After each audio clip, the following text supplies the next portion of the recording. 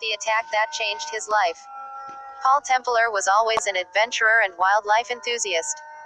He had spent years traveling the world to pursue adventure and excitement, before finally deciding to leave all that behind and start living a more ordinary life.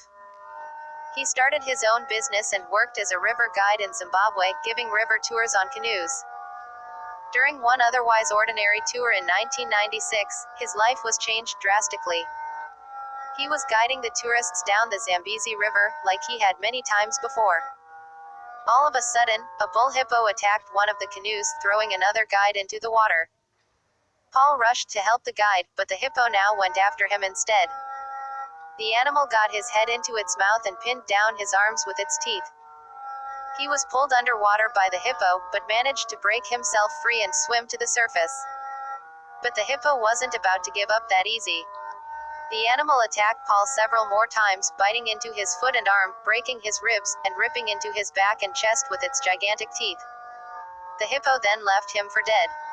Paul's wounds were so massive the operation needed to save his life took 7 hours. His left arm had to be amputated. The doctors said it was a miracle he survived. After the operation, he had to go through 2 tough years of rehabilitation and therapy. It was a lot to cope with, and he battled depression the whole time. He eventually found the strength to move on with his life and live it to the fullest. He returned to the Zambezi River and, with a specially adapted kayak paddle, lead a 3-month, 9-man expedition which made him famous.